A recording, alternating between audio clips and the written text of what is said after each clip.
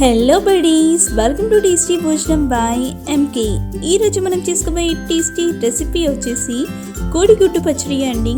ఇది చాలా టేస్టీగా ఉంటుంది. ఎంత టేస్టీగా ఉంటుందంటే ఒక్క ముద్ద కూడా వదలకుండా పూర్తిగా తినేస్తారు.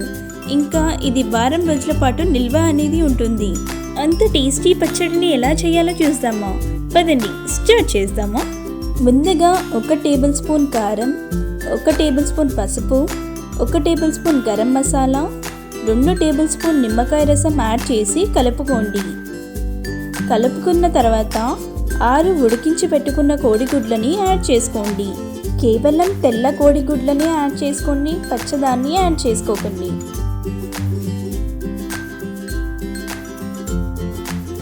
ఈ విధంగా మసాలా అనేది కోడిగుడ్లకి పూర్తిగా అంటుకునేలా కలుపుకోండి. కలుపుకున్న తర్వాత పక్కన పెట్టుకోండి. ఇప్పుడు మిక్సీ జార్ తీసుకొని అందులో 4 కట్ చేసి పెట్టుకున్న ఉల్లిపాయల్ని యాడ్ చేసుకోండి. కారం 2 టేబుల్ స్పూన్లు, రుచికి సరిపడా ఉప్పు యాడ్ చేసి మిక్సీ చేసుకోవాలి. ఈ విధంగా కొద్దిగా కచ్చాపక్కాగానే మిక్సీ చేసుకోవాలి. మిక్సీ చేసుకున్న తర్వాత కడాయిని హై ఫ్లేమ్లో పెట్టుకొని 2 పావుల ఆయిల్ని యాడ్ చేసుకోండి.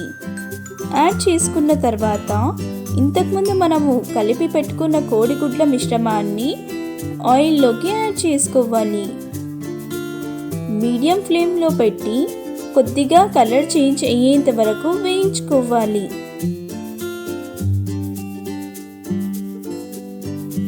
మీరు కనుక మా ఛానల్ని ఫస్ట్ టైం చూస్తున్నట్టయితే మర్చిపోకుండా సబ్స్క్రైబ్ చేసుకోండి.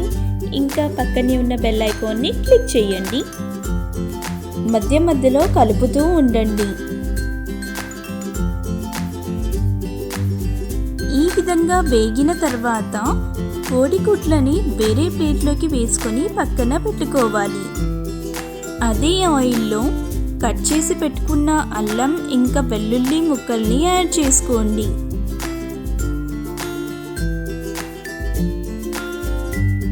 జీలకర్ర 1 టేబుల్ స్పూన్, ఆవాలు 1 టేబుల్ స్పూన్ యాడ్ చేసుకొని కొద్దిసేపు వేయించుకోవాలి.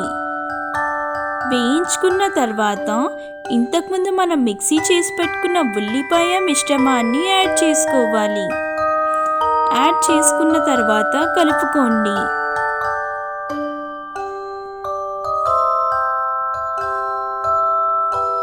మీడియం ఫ్లేమ్లో పెట్టుకొని 10 మినిట్స్ పాటు కుక్ చేసుకోవాలి.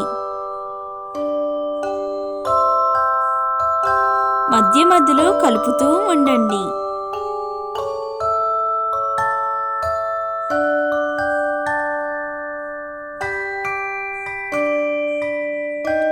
ఈ విధంగా ఆయిల్ అనేది పూర్తిగా బయటికి వచ్చేంత వరకు కుక్ చేసుకోవాలి.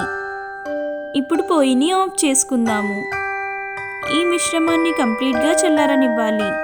చల్లారాక 1/2 టేబుల్ స్పూన్ నిమ్మకాయ రసంని యాడ్ చేసి కలుపుకోండి.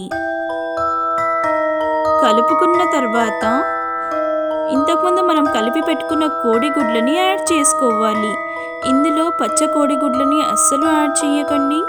అది యాడ్ చేస్తే కొంచెం చిగురుగా అనేది అవుతుంది.